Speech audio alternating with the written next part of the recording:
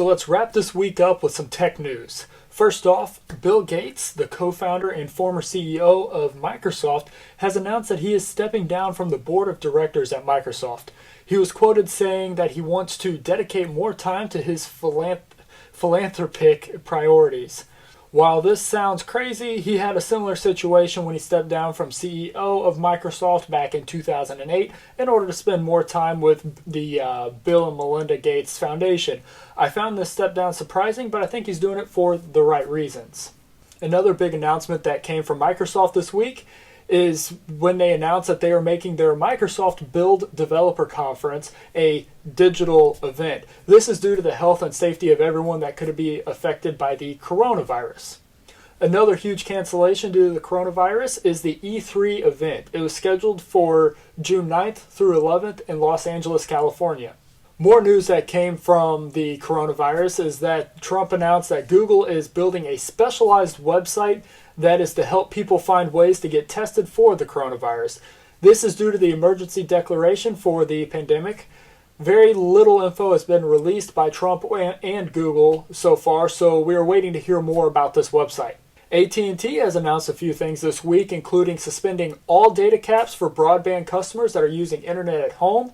Home internet customers are not the same as mobile data plan customers, so definitely don't get that mixed up. But this is due to, you guessed it, the coronavirus. AT&T has also told its employees to start working from home. However, this does not apply to retail employees, equipment installers, and other talent and production staff members. On the plus side, AT&T, Comcast, Verizon, Charter, CenturyLink, Sprint, T-Mobile, and several other companies have agreed not to overcharge customers during this coronavirus breakout. This is thanks to the FCC's chairman introducing the Keep Americans Connected pledge, which means that for the next 60 days, companies are requested not to terminate service for small business and residential customers. They've also been requested to waive any late fees due to the virus, and this is very good news for those people that cannot go to work. Automakers in America have requested that non-factory workers work from home to avoid spreading the virus. So far, none of them are suspending any U.S. operations, and factory workers are expected to show up. A Fiat Chrysler employee was diagnosed with COVID-19, but Ford, Fiat Chrysler, and General Motors are still keeping all of their plants open. Apple had some big tech news this week, besides several supposed leaks about iOS and Apple TV and watchOS and so on and so forth.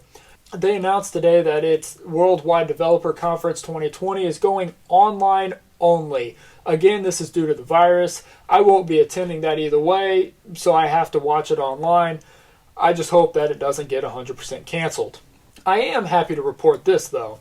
Apple is planning on going back to the old scissor switch keyboards on MacBooks. Finally, I hope this happens sooner than later. Apple appears to also offer new watch faces, including the international flag one, which some of those images that I saw were actually pretty cool. And they've also opened all 42 retail stores in China. All of Italy's stores are still closed. More virus news. Twitter orders all employees worldwide to work from home.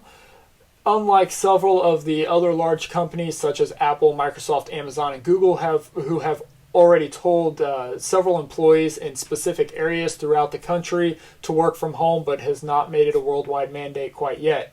Amazon is also further tightening its grip on companies selling face masks and hand sanitizer. Several companies have price gouged and taken advantage of several products that people are using to fight COVID-19, and so Amazon is fighting back with that. Amazon is also giving paid sick time to all employees that have been diagnosed with the virus. I've also heard a few other companies are doing that as well. I know that was a lot of the top news for the week, and that's not even half of it, just the important stuff. There's a lot going on this week. So thank you for watching, and be sure to like and subscribe.